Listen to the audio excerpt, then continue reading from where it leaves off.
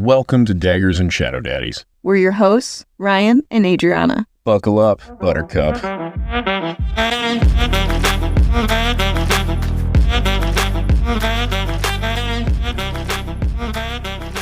Quick disclaimer, this is a reread for Fourth Wing and Iron Flame as we prepare for the book Onyx Storm. Spoilers ahead. I want to start with your tasing thing because that's cool.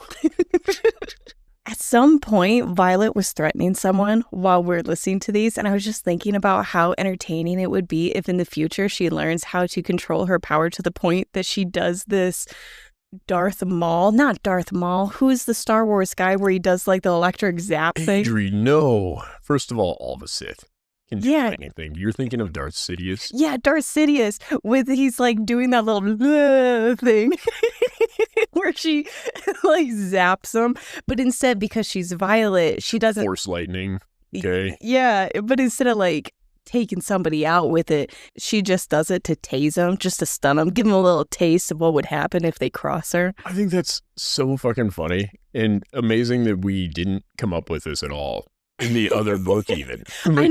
I forgot all about the Star Wars meme. I'm so impressed that you came up with this.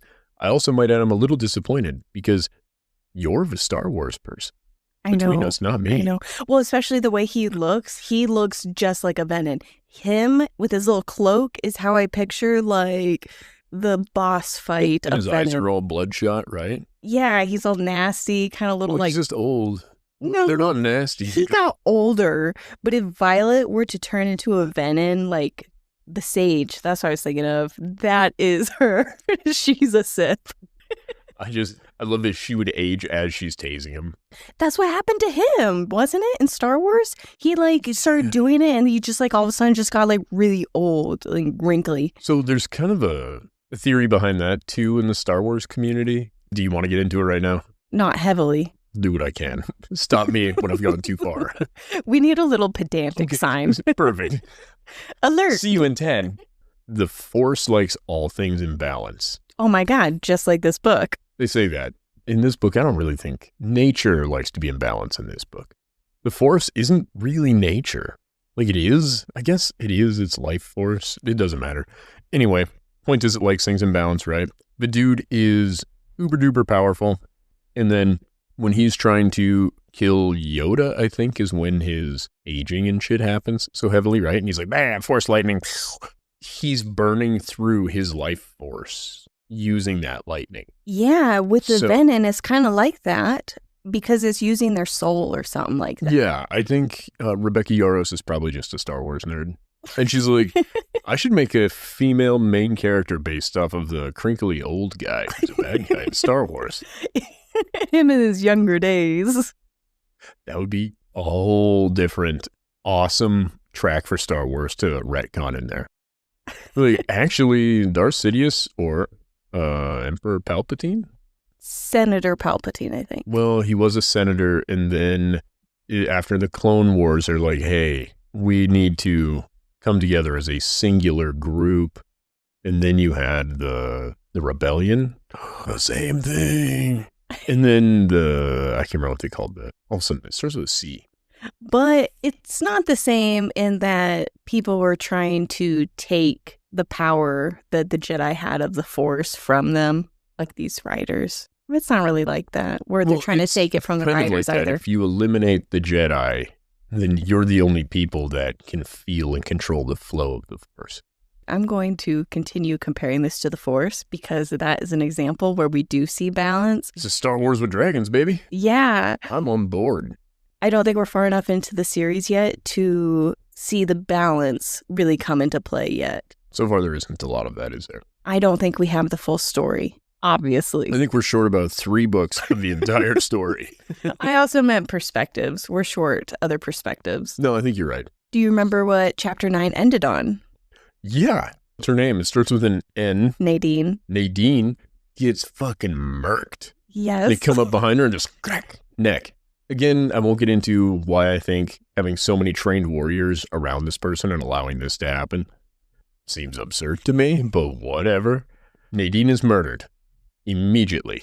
I forgot that she even died when we started listening to this again, because she goes into this whole fight with this man, and all of a sudden there's this one statement, I think from Emeterio. He's like, carry the bodies away. I'm like, bodies? Who else died? Because I was so focused on the second part. What did we learn, though, about the guy who did it? I don't know. He's Venin, homie. Oh, wait, what? He had a red ring around his eyes, blah, blah, blah. He's also a Venin kid. What? I missed this. So what I'm thinking is that the college is like, listen, we're not going to be able to beat the Venin because nature likes all things in balance, and the Venin are providing a balance to the power of a dragon riders and everybody else has, right? So if instead of beating them, we can control them, that will solve all of our problems. So I think that's what they're trying to do. I'm in shock right now. I didn't pick up on any of that. And you've just been sitting on this for a week? Yeah, been a lot for me. You're such an ass. Sorry. I thought it was funny. Well, that really shapes this a different direction, because I was just going to talk about how badass Violet is in taking him down. It was amazing. It was impressive. And he's a Venin. It doesn't make it less impressive what she managed to do. Yeah. But it does lead me to the impression that people are occasionally Venin when they come into the quadrant. Like this, he probably wasn't turned Venin in the last couple weeks when he was accepted into the...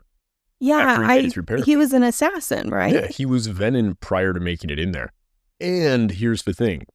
I think the Venin are being semi-controlled and ordered by Atos. So is Atos actually doing this shit in secret? Because her mom would not allow Venin to just be in there, right? I don't believe that her mom would be like, yeah, no, hey, you know what? Some of the Venin, they're not so bad when you get to know them. That doesn't sound like a Lilith Sorrengail thing to me. She seems more like a, hey, let me fucking murder this individual who's a problem. We'll ask questions about it later. I think Atos, Varish, Nolan, sadly, and maybe Markham as well, are in this small group of people that are like, hey, if we can harness these Venin, and if they can harness those and they're teaching the Dragon Riders, they could stage a coup, right? Stage a coup? Why would they stage a coup? They could overthrow the king and Lilith Sorrengail. And if the other big general guy, what's his name? It's not Markham, but it's the other one. Maybe it is Markham. Melgren? Yes. I assume that the king is also aware of the Venin, and he agrees with the decision that they focus on Navarre and protect Navarre only, not others. I'm not suggesting the king is not aware that Venin exist. I'm suggesting the king is not aware that there are Venin in the Riders Quadrant, in their school. I think because clearly Daddy Atos is the one that sent this Venin to kill Violet, right? Because he says, secrets die with those who keep them. And then she's like, oh, fuck that guy. But he's Venin, taking orders from somebody who's quoting a threat that dude just threatened her with. I don't know. I think that they're trying to stage a coup and take over the country, and therefore, afterward, they're like, fuck just keeping it within our borders. Now that we can control Venin, we could take over Poromil. We could take over all of these other places. The reason I don't think they're staging a coup is because of how the end of Iron Flame happens. It defeats the whole purpose of all of this. It would... The way Iron Flame ends is not the way Atos planned, is how I'm taking it. Well, think of it this way. The Nazis lost, but they had intentions. Yeah, I guess it seems like a waste of words to set up for staging a coup that never came to be. Oh, no, I think what happens is they're like, that plan didn't work. The end of Iron Flame is not the end of Navarre. True. So you think that it's just laying down the groundwork of their attempts to do this? Plan A didn't work. But then we're going to find out that Atos, Daddy Atos specifically, not Dain, because we fucking hate Dain, but I don't think Dain's a part of this. If you were dissatisfied with how the king was handling the marked ones, this and that, right? So Lilith Sorrengail is part of the reason why the marked ones got the deal they did, so that the kids weren't all murdered, right? Atos is dissatisfied with this, and he's like, hey, we could do better. How do we take over this government? Well, you take the one villain that you guys aren't acknowledging exists, because you have a great chance of not being found out if nobody's looking for it, right? Yeah. And then attempting to take over the continent or whatever you're going to do, if you get the only thing that equals the power of your dragons as another ally to whatever cause you have, it's over. I didn't even think of how Atos, Markham, all of them may have their own agenda instead of preservation of what is, but no, because this has been going on for decades and decades. What I think has been? the hiding of information and keeping this all a secret and hidden, I guess. But secret venom in the quadrant has not been a thing that long. No, yeah. Because I think you're right. The There venom is. wouldn't be a secret. I think you waited until like, oh shit, we managed to revive Jack Barlow. He's Venom, right? And then they're like, oh shit, what if we captured another one? So when they went back to go check on the Venom and all this shit in the half bean or whatever, they picked up this cat and they were like, oh, let's bring him back. He can be a new first year. This would explain why Barlow comes back like a changed person and very helpful, very all these things, a good person overall. But then you have this assassin that was on this one track, one mind where you're saying that he's being controlled to do these things. Their behavior is like a sleeper cell, right? Like when you look at this guy, he was an asshole before, but it was like Violet Sorrengail was a trigger word for him. And he's like, are you Violet Sorrengail? Terminator stuff. He's like, are you Sarah Connor? And he's like, rips the neck. Calls it good. That's what I think. I'm just going with the venom in the quadrant are sleeper cells. They don't recognize them yet because they're using eye drops or nobody knows to look for the eyes. It's weird that Violet still doesn't recognize the red ring around his eyes as being venom, given that she has now interacted with venom. To her, all of this all just became true. Remembering everything that was just like a silly bedtime story now is going to save your life. But that's it was a challenge. Big enough detail that you accused your mom of being turned venom when she was tired because her eyes were bloodshot. And now it's like, oh, you've interacted now with some real venom. And now one of them attempts to murder you. So do you think that Barlow also kind of has this sleeper cell trigger word of Violet, but for protecting her? No. I think Barlow is supposed to gain her trust. Wait a minute.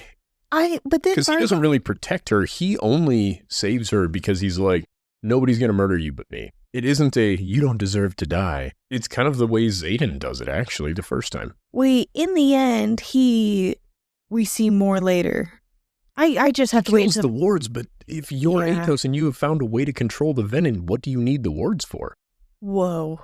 So you think this is Atos's huge... I think it's possible that it was his plan all along. Yeah.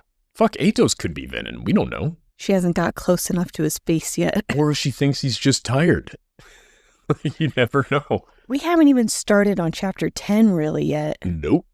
Other than she saw the red ring around his eyes. I didn't catch this. I'm going to have to go back and listen to that. Do it. Chapter 10, there's a little excerpt about Mira being targeted when she was in training due to being Lilith's daughter.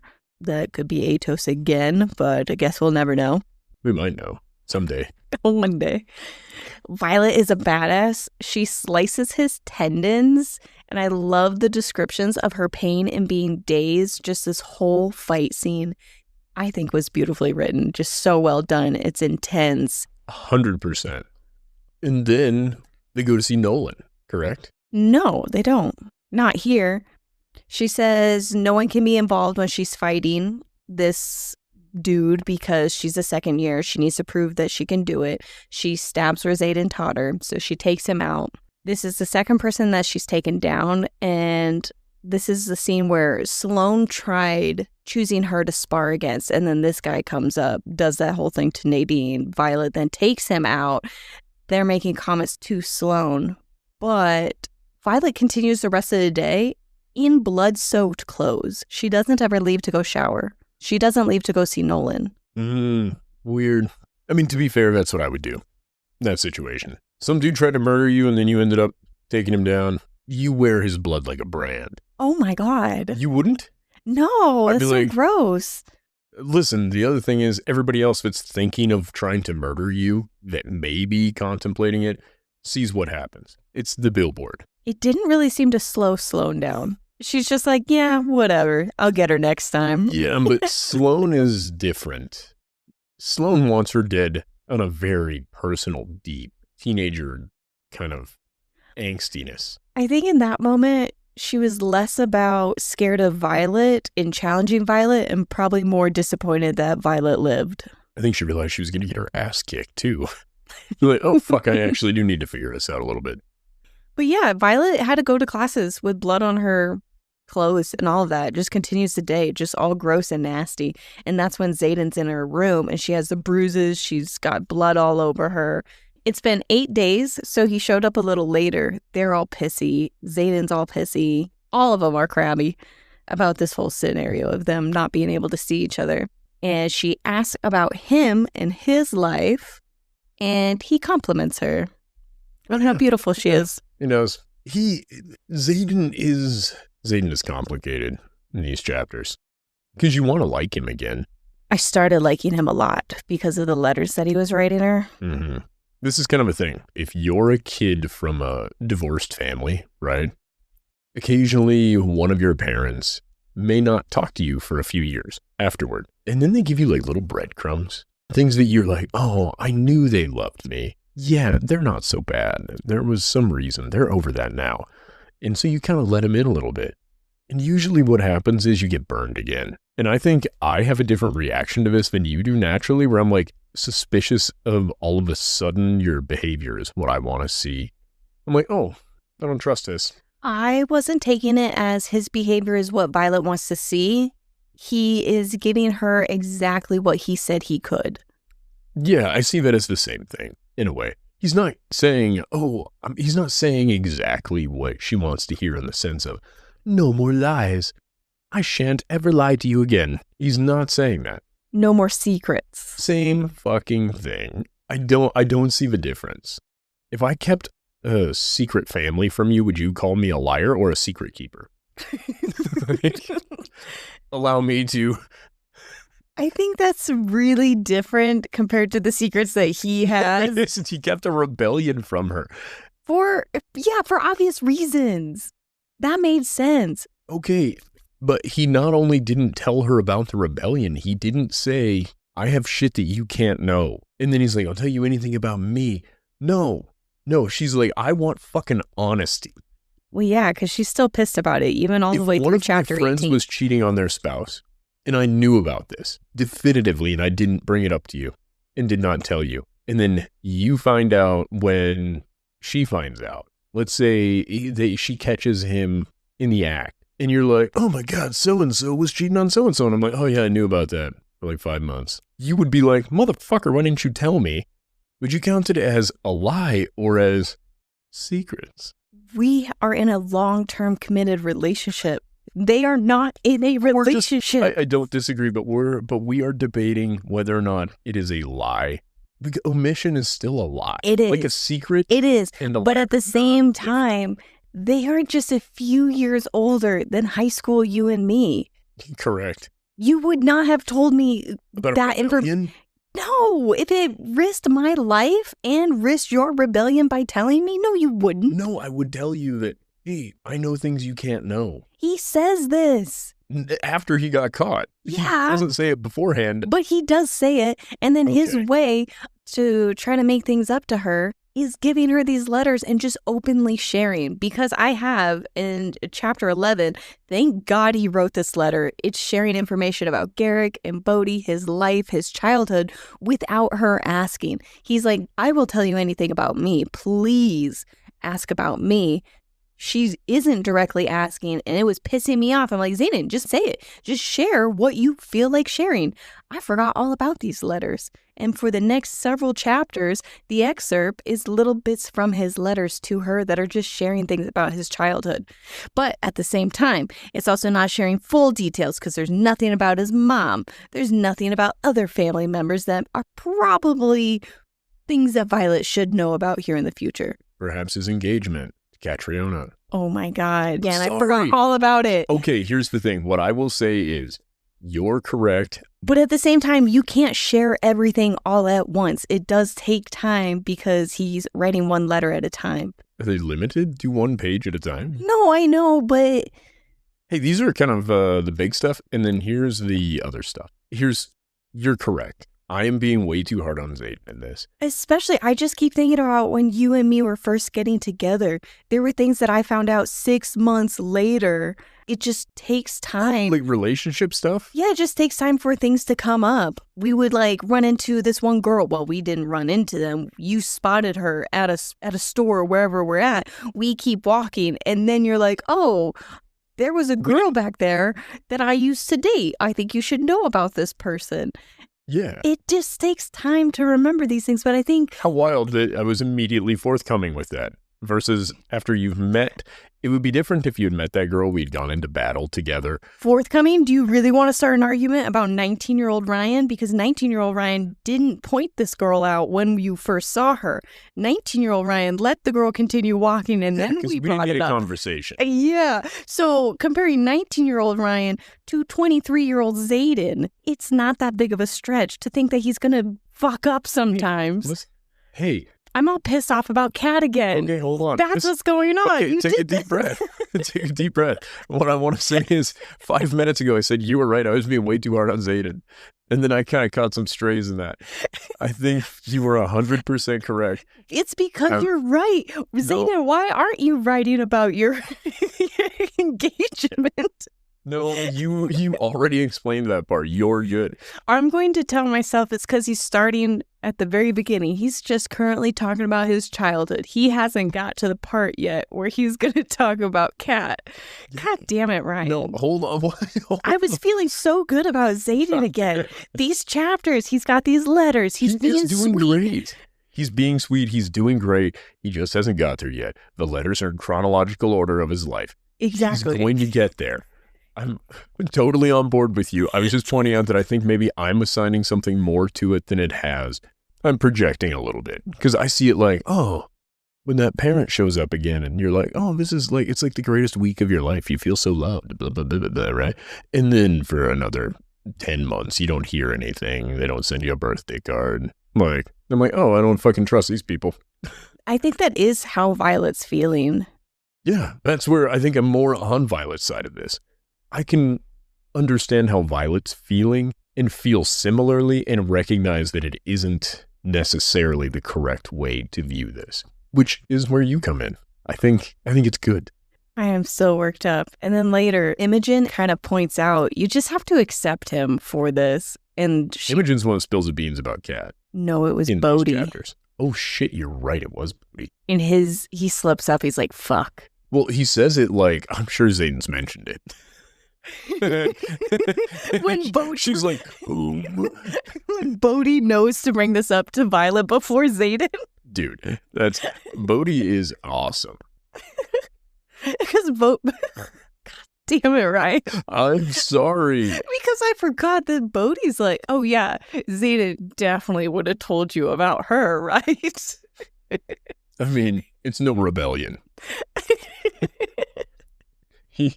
Yeah. All right. So my bad. I'm so sorry. Xaden's perfect. Well, not perfect. He's working his way back into being racist. We like Xaden.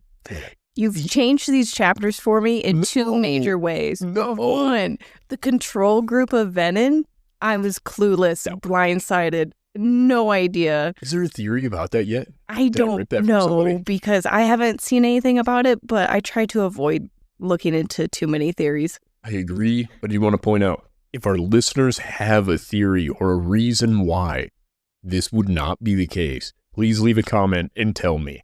Because I'm so curious, and I know there's other people that do like super duper deep dives and stuff on this stuff. That's not what we do. We're here for the funsies, and I don't have the energy to deep dive this. So somebody tell me why this wouldn't be the case. And then number 2 is Xaden still not telling her about Cat. Okay. But everybody else is aware of Cat and thinks she knows about Cat. Well, we haven't even finished talking about chapter 10 yet. I'll just kind of recap what chapter 10 ended on. Xaden is in her room. It's been 8 days. She's like, I don't want to play this game with you of asking the right questions and getting these answers. I just want the whole truth. Just tell me these things. And he says, wanting you to ask me what you want to know is not a game. You and me, not a game. I disagree, Xaden. It is a bit of a game that she has to come up with the questions. Why does everybody act like games are bad? First of all, like, just games are great. Games are what we all want to do when we're not doing work. Well, she doesn't want to play this one. He should change the game. He's like, why don't we play the dating game? Let's talk about past relationships. Wouldn't that be fun? Everybody loves that game. Xaden warded her room for her from sound and others entering. She's brushing her hair while they're talking about this, and at some point he does like this hand flex and she notices, and he's super thirsty. He's like, if you ever want anything from me, just brush your hair. Wait, she's brushing her hair right now, saying, I don't want to play this game. I just want you to tell me everything, and it's not currently working. Well, I mean, but he's applying thought to it. Like, he's like, listen, you have the best chance of getting the result you want because I'm a hairophile, and I'm into whatever you got going on follically. You know, he's just, if she's just brushing her hair, that's the motion I'm making. I don't know why it's that. I don't think hairophile is a thing. Follicophile? Whatever you're doing follically. You know what I'm saying?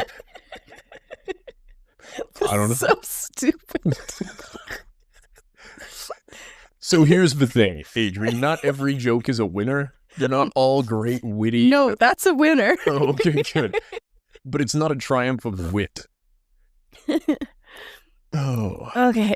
Well, that whole conversation happens Why between is he obsessed with her hair? Do you think he collected it off of his pillow when she left? No. I imagine he's just got a little doll with Violet's hair. No, you're going to make him all creepy in my head. No, he doesn't. I'm just joking. He's just so turned on watching her brush her hair. I don't know. When she says flexes a hand, did you imagine it was like cat hands? I'm going to be honest. I imagined it like the Pride and Prejudice hand flex. What an amazing thing. So I've been watching action movies, right? Since I was forever. Like, since I was super duper young. Hands flex in action movies a lot, right? Not like the Pride and Prejudice one. Here's the thing. I think they do like that. But I think that it's funny because the context, if you replaced John McClane with, you know who John McClane is? No. Die Hard.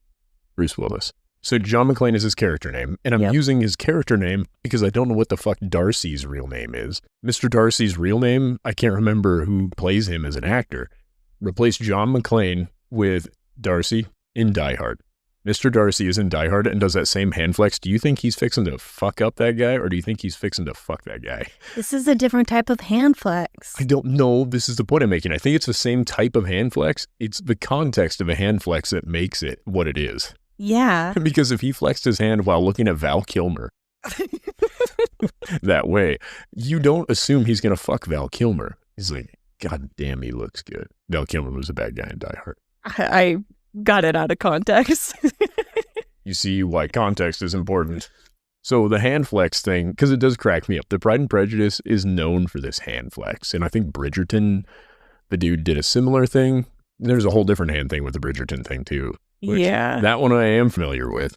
No, it's a charming cast. Anyway, moving on. In this hand flex, it's kind of the same thing. It's to keep himself composed. He's losing composure, and that is the only signal. And I do think it's great. I really do. But in my mind, it was like kittens when they're like stretching out their hands. And he's like, I want to touch the hair. But now that you've changed it for me, it's different, less cute. After she's done brushing her hair, they're talking about Sloane, and the purpose of the first year's dain is to desensitize them to death. He needs her to pay attention when her and Tarin leave in 7 days and gives her a letter. I think pay attention as in be on your toes. You might get searched. I don't know. I would agree. He was very cryptic, and it didn't make sense to be so cryptic in that moment in her room. But that's kind of the way he likes to roll. He's like, if I tell her everything right now and I'm just super open and easily communicable with her, she won't be interested anymore. It's the mystery that keeps it alive. You're such an ass. No, I mean this in this way where I think his personality is so secretive. It is. Like, part of what makes James Bond so interesting, right, as a secret agent, is He is always within the first 3 minutes of meeting somebody telling them his name is James Bond and he works for MI6. Like every time. And you're like, well, you would think him being more secretive about being a secret agent would be a bigger plot point in that series. And it never is. Everybody immediately knows who he is. And Xaden's like, I don't want to make that same mistake. Well, with his personality being like this, her being so clever, intelligent is very attractive to him. And she's likely the only person who is clever enough to read through all of this and figure him out. It's like, I love how smart she is. She can solve the puzzle that is me. It's fucking cool. All right. I like it. Well, chapter 10 ends on she feels jealous thinking about how Xaden could have somebody else in his room back at wherever the hell he's at. True. And now I'm thinking about Kat again because of you, and you got me all pissed off. Chapter 11. Bankruptcy. Every fucking time. Yep. There's the excerpt where this is what I have. Thank God he wrote the fucking letter because I was getting pissed off that he's like, just ask me. This isn't a game. Just ask what you want to know about me and I'll tell you. He writes her letters just openly sharing without her needing to ask. And it is so cute that he's talking about Garrick is his best friend and Bodhi is the closest thing he has to a brother. Do you think Xaden has a sister? He doesn't say the closest thing he has to a brother. Liam was. Don't you dare try to remove Liam from this story. And Bodhi was and still is the closest thing he has to a brother. Yes. Liam was mentioned for a brief moment. As he should have been. And he was probably bold in the letter, I imagine. Underlined, italicized, all of it. Liam in its beautiful calligraphy, and then it's more of Xaden's left-handed chicken scratch. Do you think Xaden has a sister? Okay, so I'm going to say no. So he's an only child. I don't know. I don't know about that either. I would say if Xaden does have a sister, Xaden does not know of her, or she is a half-sister and she has nothing to do with his dad. I think he is the sole, what was his dad's name? Something Ryerson, obviously. Yeah. Starts with a T. Doesn't matter. He is his father's only child, I believe. Is how it's worded? No. I said I believe is how I ended that. I was like, Ryan, give me the details. No, I don't have any extra information. I think he's the only child of his father's. His mom, we do not know enough about. But also I say this because he can't have an older sibling, right? Because the whole contract between his dad and his mom was for an heir. We do not know that only men can be heirs in this. It hasn't been brought up that way. Granted, we don't see any female heirs, which I find interesting. Other than it's brought up that Kat is like 5th or 7th from the Poromil royalty. Doesn't matter.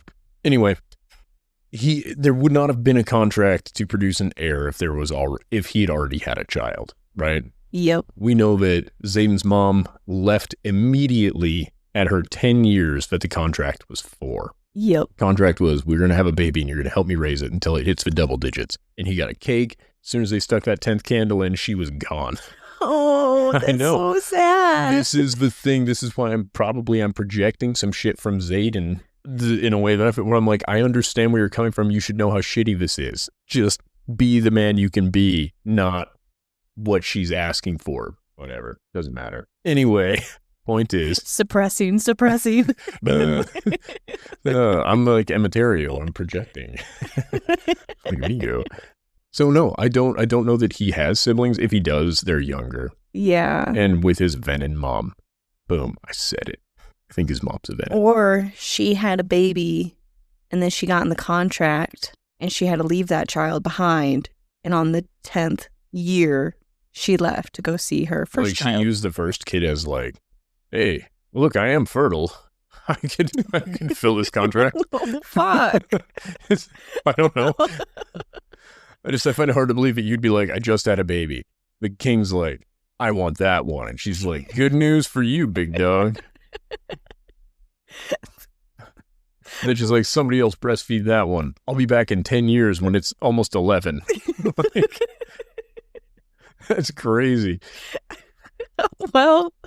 Also, can you imagine raising your son for 10 years? We recently have a child that's just older than this, but we've had that child for since the beginning, but the child is recently older than 10. And I would say that, can you imagine keeping a secret sibling from them for 10 years?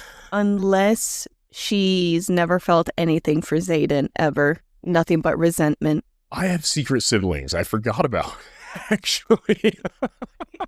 It's totally possible. It's 100% possible. Yeah, I met 2 secret siblings at my dad's funeral. They didn't show up to his dad's funeral because of the implication, right? Yeah. So maybe when his mom dies, he meets a sibling. And Bodhi's a little dejected, like, now what am I to you?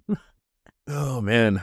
Did your siblings know about you guys, though? Or, yeah, you guys were completely in the dark about each other. Yeah. They were a little younger, as they should have been probably.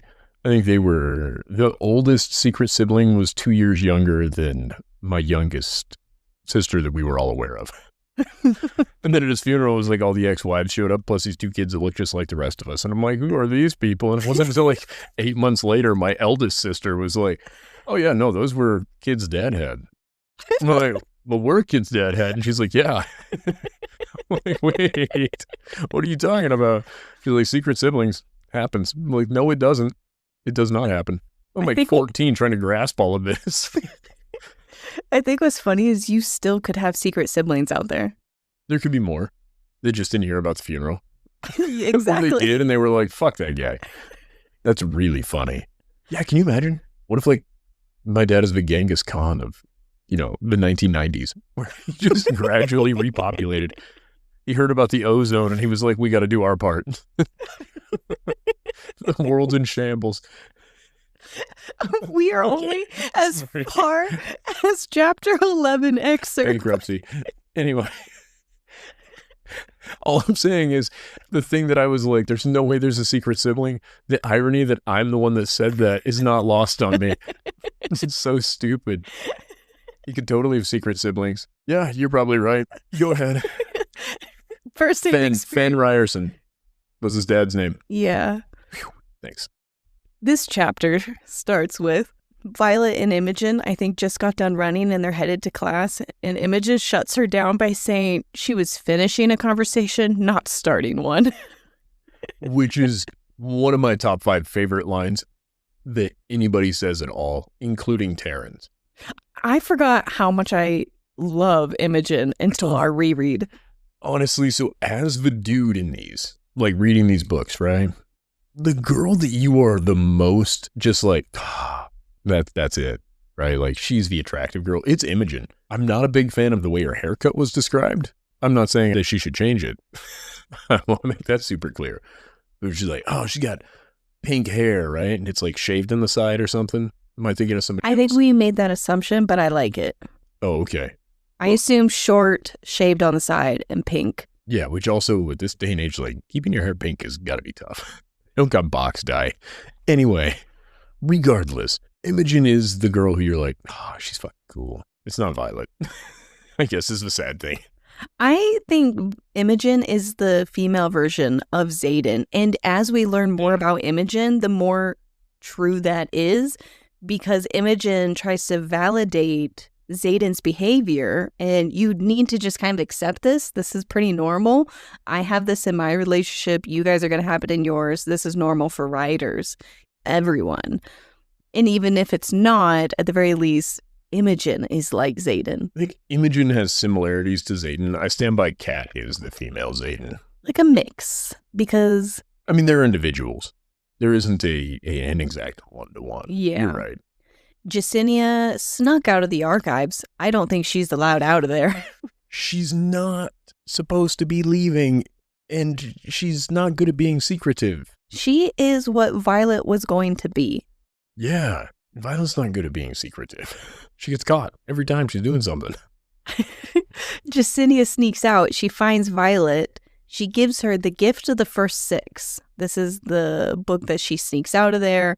I don't remember if this one's classified or not, but Jacinia knows Violet is lying and asks her for help to translate a 25-year-old book that is in another language that she's struggling with. Old Lucerish. Yeah, but it was only 25 years old or something like that. It was hand transcribed 25 years ago. It's a book that supposedly the first alliteration of that book was hundreds of years ago, right?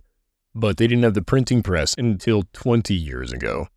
So every one of the books, if let's say a book was starting to get old and tattered or whatever, they would have to hand transcribe that whole book, rewrite it to preserve the text in that book. And that was done 25 years ago. Was this a way of laying down the groundwork how much Violet knows that even Justinia needed to reach out to her for help on translating? Yeah, because very few people know the dead languages. In this instance, Old Lucerish, which I believe is also the secret language that Violet and Dain used to use to communicate. Yep. And that's how she knew how to translate it. We find out in this chapter that writers are killed for requesting a banned book. This is when Justinia sees that one writer getting taken away. Justinia doesn't know at this time that writer is often killed. Do we know that they were killed? Yes, his name was read on the death roll later. Yeah, but do we know that he was killed? Violet's name was almost read off the death roll at the beginning of this book. Do you think that they're turning them into venom and controlling them? Oh my God. I do think that. I think I saw something about that. There is a theory that they are... It was in our video about there doesn't need to be a parapet in letting the cadets just die before they even cross, that someone was talking about they don't think that they are just dying, that they're taking them, reviving them, and turning them into venom. See, and I didn't read all the comments on that guy, but I should have. So it falls into there. I think it's plausible. Huh, that is wild. But here's my question. What book was that motherfucker trying to get his hands on? And why? I do know the answer to this. It was a letter or notice of some kind about the death roll or the events on a border city. He had family that had died there, and he was asking Justinia for like the report or information about what happened. And Justinia was like, there isn't anything. And he's like, no, that's not right. I know people that were there and who died. And he came back 3 times making this request. And Justinia on the 3rd time writes down the request because she's like, well, maybe if I write down that you requested this, we can get some help from our higher ups to figure out what happened. And then that's when Justinia sees him being taken away by Markham. She's like, this is probably my fault. I wrote this down. I didn't know it would cause a problem. Because to her, she's like, he's asking for something that doesn't exist. Later, Violet says he was killed. And Justinia is like, what the hell? I had no idea. And really understood the gravity of the situation because he was killed. Are you ever a little shocked that the dragons aren't a bigger part of these things? What do you mean? So if you were a bonded rider, right? And you had bonded, let's say, a blue dragon. Let's say this cat had bonded a blue dragon. And they're hauling your dude off and having him murdered because he's asking questions, right? That bond also affects your dragon. Like, if you were the Empyrean, you'd be like, no, humans, keep being so destructive to our relationships, with our riders and all this, to keep your secret about the venom, because the venom being a secret does not benefit the dragons. It only benefits the humans. Yeah, but even the Empyrean is split. And maybe it's split in a way that it's similar at Basgiath, where the majority, or at least the loud majority, those with control, are the ones that want to keep things the same. I think I'm just viewing this as if it was like, oh, if I'm the dragon, my rider is kind of like my kid, right? You have this really super deep connection in the way that I feel Violet has with Andarna and Tarin with her, and Andarna with her, where you're willing to risk your lives for each other, right? It's this very deep thing. Meanwhile, if they hauled off my kid because they were trying to keep this secret, I would be immediately just murdering their dragons. Like, it has to also be a concern for, like, when they're mistreating Violet, being like, okay, so if this doesn't, because even she brings it up. She's like, if I die, Tarin might die, but he also might not. And most of these people are not willing to risk the wrath of Tarin if he doesn't die. Because if he doesn't die, the only dragon that could feasibly keep up with him is Coda. Yeah. So leading up to that, he could destroy the majority of that rider's quadrant. But even what you're saying right now, Coda is with the same mindset of keeping things hidden and secret. He's upper management of the Empyrean, but I'm saying if I am Sigale size even, or smaller, and somebody hauls off my dragon rider to murder him because he was asking questions, and they murder that fucker, I'm like, oh no. There's a bunch of little browns and oranges and reds here that are just looking delicious. I'm murdering them. You know what I mean? Yeah, you would be on a rampage, just like Tarin is here in these next chapters. This is my thing. Like, I think Tarin can't be the only dragon that feels this attachment that way, because we also hear of Sigale's attachment to Xaden, and it seems very similar. It's almost maternal, right? Maybe we ignore that. I just want the dragons to be a bigger part of this story. More dragons. I agree, because that doesn't make sense. But it's called the Empyrean series, not the Navarian series. That's all I'm saying. True. Hopefully, the next few books are more about dragons. Hopefully, all 3 of the next books are exclusively about the dragons. And Liam, and how he lives among them. Mira sends a letter to Violet, and it is nearly all redacted. I'm under the assumption that it's about things that are going on in Mira's world, that it's not about Venin, it's not about the rebellion or revolution or whatever. It's just about her missions and things going on that Violet's not allowed to know yet. Kaori spots Indarna at some point, and he's talking about there's another black dragon. Tarin's like, we've tried, but she's huge. There's only so much we can do with hiding her. The trees didn't grow as fast as your dragon did. Varys shows up on the field. He has a secret signet. We do find out later, but there are still other professors and whatnot that have secret signets to us. Yes. Also, I like that you're going with secret signets instead of classified. Yeah. No, I think it's good. I like the alliteration. Secret signet. Tarin tells Violet, remind him, I will digest him alive, as Varys is threatening Violet that if Indarna doesn't show up, Violet will have consequences. And it pisses me off, and I get so upset. And especially when you hear Indarna, at one point she finds out all of this has to do with her. Yeah, well, this is the thing. She ends up throwing so many lightning strikes that she can't keep her shields up. This is later. At this point, it was just a threat. I don't know. But I'm saying Indarna, when Indarna hears that it's because of her, that is because she's used so much of her power that she couldn't keep her shields up to keep Indarna out. Yeah. Yeah, it was really, really sad. It was sad. And Tarin did not murder Varys' dragon. Why not? As soon as he got her to the point where she was cooled off and safe, if I'm Tarin, I am tearing the other eye out of that guy. I would not make a good dragon. I think in this moment, Tarin's personality would have led him to have done that in that moment. That it never would have got to this point, but for the sake of the book, it did. Yeah, I'd have been ripping the throat out of that guy. Because I think Tarin's breaking point with what we know about Tarin was crossed in that scene. Mm-hmm. And it was uncharacteristic for him to have just stood by and let it get to that point. That was, I think, just for the sake of the book, to see Violet hit that point, to show us what does burning out look like, because we don't know, and this was necessary. But Varys knows that her dad was writing about feather tails, and isn't it weird that she bonded to one of them? And she's like, it is a coincidence. I don't think it's a coincidence, but we also don't know that much, even when Indarna shares something later. And Violet points out that Indarna got really quiet and quit talking after Varys pointed that out. My question is, I assume her dad researched more than just feather tails, right? He wasn't just a feather tail expert, because I can't imagine that he spent his entire career just focused on a dragon that actually they don't know anything about. Like, how did you keep him on that assignment for 20 years? He's like, what have you got this year?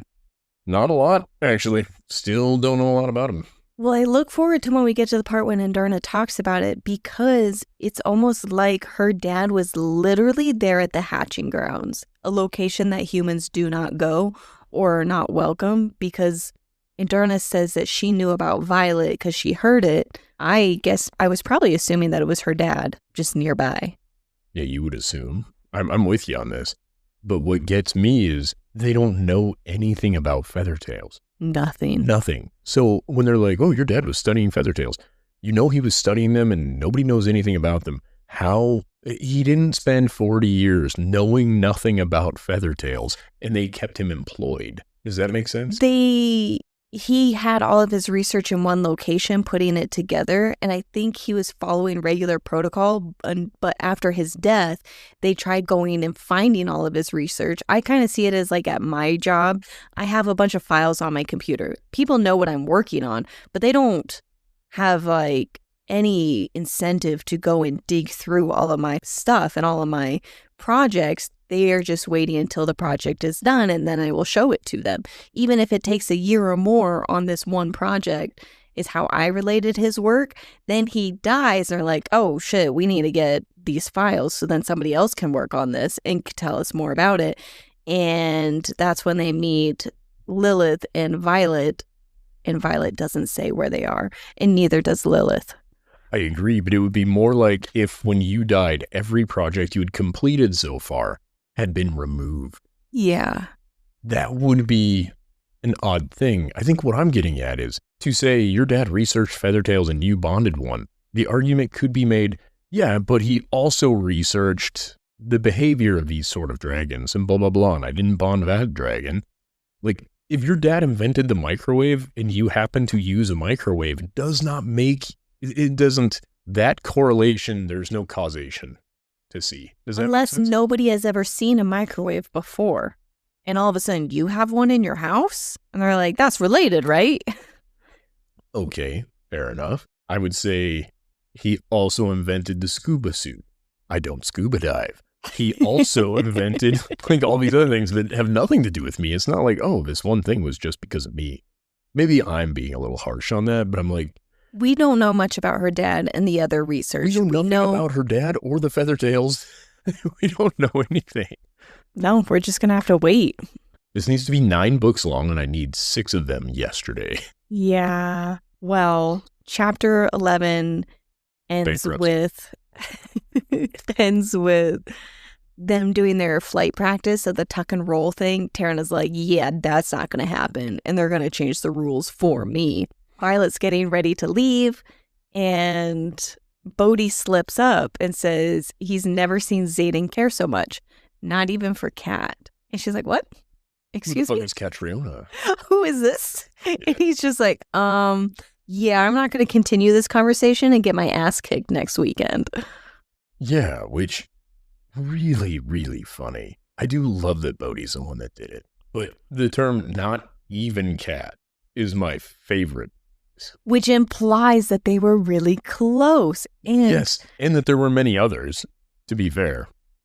But if you look like Xaden, it wasn't like, oh, he'd never seen a woman before you. He just walked around like some sort of Adonis all the time, and women pretended he didn't exist. But what you want from Xaden's previous relationships is that they were nothing and meaningless and just flings until he sees Violet and he wants to have everything or give everything he can to her.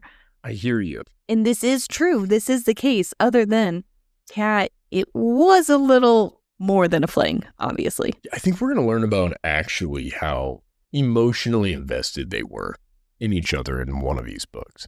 When Rebecca Yarros is ready for us to be really, after Xaden has redeemed himself, and then she's ready for us to see Xaden more human. No, I don't think we're going to get that because they kind of write it all off with he was being manipulated. Whatever level of emotional connection he had, it was manipulated. I think he was being manipulated because from what I've heard, it's got magic nips. Varys searches Violet's bags before seeing Xaden, and Tarin was carrying. Where is he carrying stuff? The saddlebags. Oh, I didn't even think of that. I was like, where is he hiding this? I assumed that the saddle didn't have. Tongue. They're looking. He's like, ah. Yeah, I assume he's got saddlebags. Huh. Okay. Or well, a pouch. that is. Maybe he's like a kangaroo. Maybe dragons are marsupials. Oh my God. Wouldn't that be cool? Yeah, that would make sense. It'd be really cute. That's the way they carry around their babies before they can fly on their own. Oh, I'm dumb. That doesn't make sense. They're reptiles. We're led to believe they look reptilian. But... Reptile marsupials. Oh, but are they reptiles? That can't be either. They live where it's cold. They fly into cold areas. If your reptiles are all cold-blooded, correct? They have eggs. So Well, yeah, they're that doesn't reptiles. matter. Well, doesn't matter. Wow. Some snake lay eggs. Those are reptiles. Mammal, live birth, and something else. I can't remember. But reptiles are cold-blooded. Dragons are not cold-blooded. Because they talk about they're still able to do shit in the winter time. They aren't just hibernating when it snows. Reptiles don't survive in the cold. I think we're just going to embarrass ourselves on our animal facts. Somebody tell me about reptiles. I'm not a reptile scientist, but I'm pretty sure dragons are more like dinosaurs than reptiles. Yeah, I think that's chickens were dinosaurs. Birds were dinosaurs. So, dragons are chickens. Exactly. They lay eggs. Dragons lay eggs. Scrambled dragon eggs. Ew. Well, if they're unfertilized. Get out of here. I'm moving along. Okay, fine. I'm just saying. Gotta break some dragons to make an omelet. Chapter 12. We get to hear a little more about another letter that Xaden wrote to Violet. And he was writing about Sigale watched him kill another rider for bullying Garrick and says that Sigale told him she chose him for his ruthlessness, but he thinks it's actually because he's like his grandfather. And this is where we initially learn, right? Which part of his family. I think we learned this last book. I learned in the last book, but I didn't pick it out where it was. I don't remember. Doesn't matter. We get confirmation. He's like his grandpapa, who was a rider. And we also learn his dad's opinion on riders. Yeah. His dad says that he wished that Xaden went into infantry and that infantry has a length of time, like a service limit. I don't know how to describe it, where you're only in there for X amount of years. As a rider, it's a lifelong thing. I might add, I was confused on why it would always be conscription day when they all show up to cross the parapet. I think the reason it is conscription day is not because you're conscripted into the rider's quadrant. You are conscripted into military service of some kind. Oh, yeah. Everybody is required at an age, if they are capable, of either infantry, healers, scribes, or riders. You can choose to go into the rider's quadrant, unless you're a marked one, in which case you are conscripted into the rider's quadrant. But it is conscripted service, though, for every citizen. That's what I'm getting from this. Which is why Besgaiath is basically a governmental office. It's the only training facility, and everybody in their country or whatever is required to perform that service. Yeah.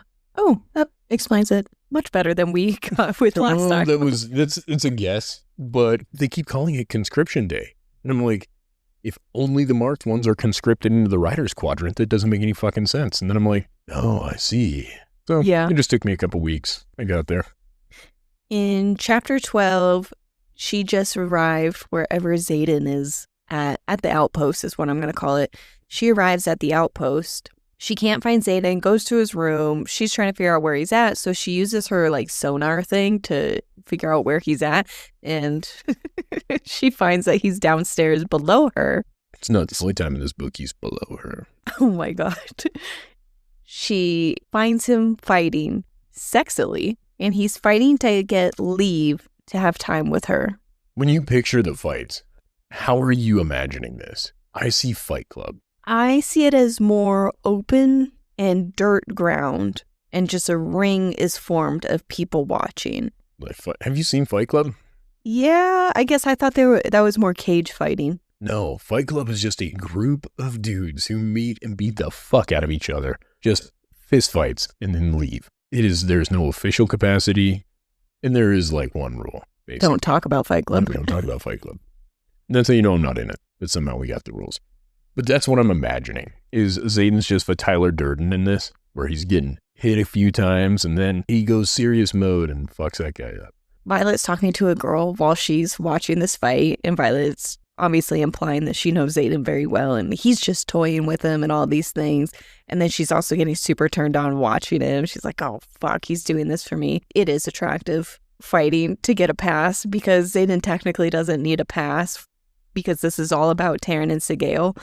Yeah, he wants it. And then when he does get it, he only uses up half of it. Wait, what do you mean he only uses half of it?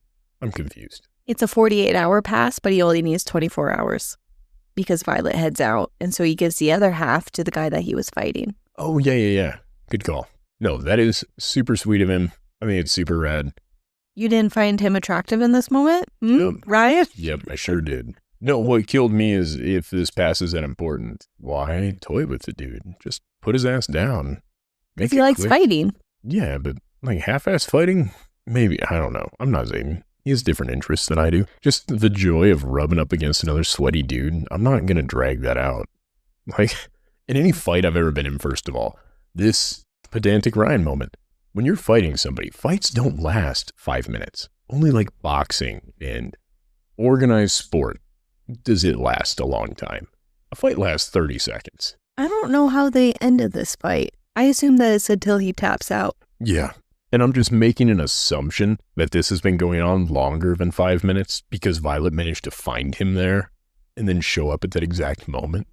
I'm not saying you should not be attracted to it. I think it's wonderful you're attracted to it. I instead was just like, Xaden's holding back. Like, yeah, obviously, because the fight wasn't over that fast. And the other guy must be really lousy at fighting.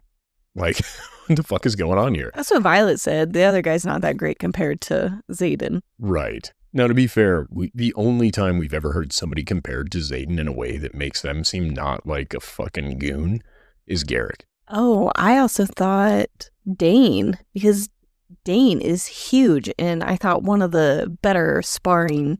Dain is really good at sparring, but we never saw him spar with Xaden. No.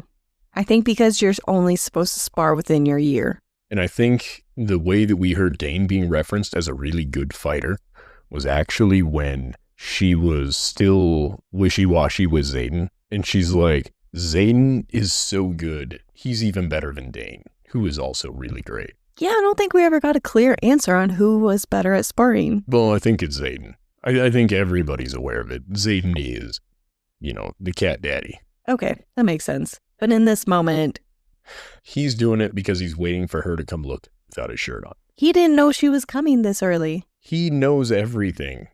He literally says there are no secrets, the shadows speak to me in the first book. But he talks about how all of his shields were up during that moment. He didn't even know she was there watching him. Yeah, he said that. I don't believe that. There's no fucking way. Everybody gets the tingles whenever they're near each other. Everybody knows where everybody's at. His shields are up, but she could still echolocate him through the bond. I don't know, man. I don't know. I thought this was the chapter that was the shower scene, and it wasn't. You sound so disappointed. I was disappointed. I was like, oh, great. She's going to give in to her desires. And she's like, no. I was like, God damn it. We got to wait still. You're still pausing the porn music in your head. And then it doesn't end up being that. And you're like, it stops. No, they're still arguing. But it's setting it up because he has a shower all to himself. He does. Why does he have a shower all to himself? Because he's a marked one? Yeah. People don't... Well, not because he's a marked one, because he's Fen Ryerson's son. Yeah. Yeah, specifically. But I didn't understand why the other marked ones were also not using that same shower. I think he's the only marked one at that outpost. Because I think if there were 3 of them there, what's-his-face couldn't see what was going on for any of the battles that would happen there. Which is a point I brought up in the first book for how the fuck is this going to work when the rest of them graduate? I think eventually... we need smaller outposts, just many more of them, so you can only have 2 marked ones at any given outpost to see battles. But we've also questioned how far away do they need to be from each other until it's no longer working. I think it's within X amount of feet. Yeah, separate showers, then. The battle planning in the showers. It's prison rules.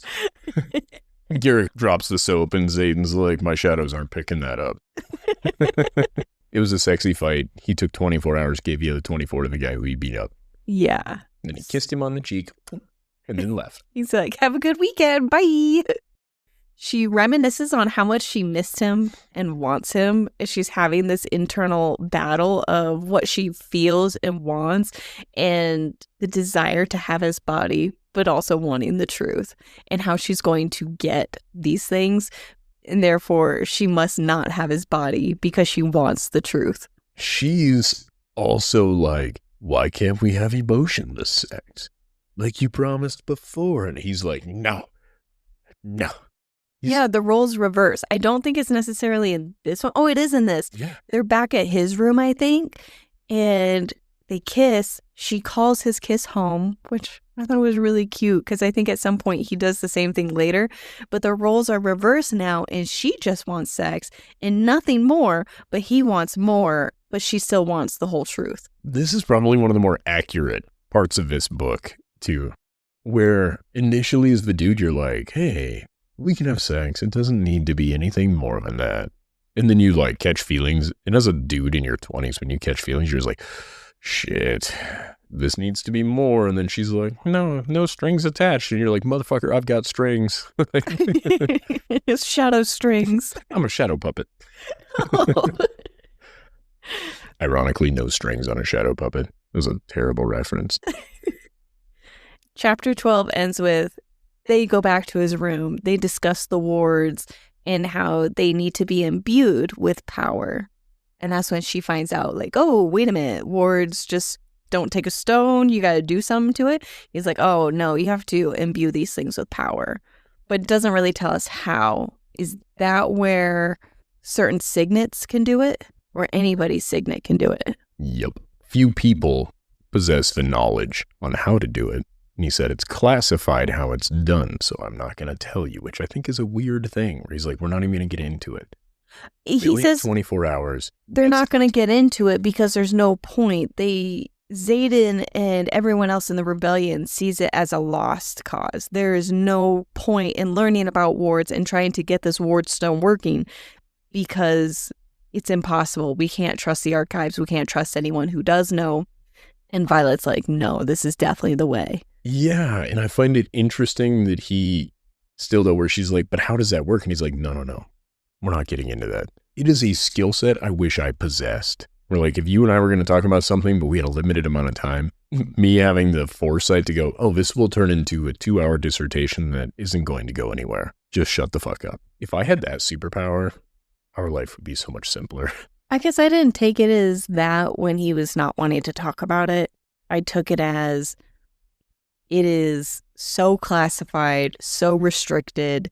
There is no way we're ever going to get this information anyway, so why bother with it? We have other things to worry about. And not only that, Violet, you're not supposed to be involved in any of this. What's crazy to me, though, is he knows that very few people know how to do it. He doesn't say it's an entirely lost skill. He says few people know how to. And he kind of understands the process somewhat. Like, how does he get these nuggets of information? And then he's like, but we can't trust anybody. I don't know. His knowledge base confuses me. I want to know. I think we eventually learned something. I don't think we're gonna know. Xaden keeps secrets. No, not like that. I think, he'll tell us later. I have faith in him. Like your mama's cheeks, we gotta split this one. We got a little long-winded there, so we're gonna make a part 2. I'll see you in part 2, motherfuckers. It was a great time. We had fun. Now get out and go live your life. No, wait. No. Thank you all for listening. We appreciate and love you all. Please follow us here, TikTok or Instagram at Shadow Daddies Podcast. And then go live your life. Bye. Bye. Get out. We're done. This was Daggers and Shadow Daddies. Now it's my time. Toodaloo. It was fun for us. I hope it was fun for you. But that's all we've got. Goodbye. Come back in a few days. We love you.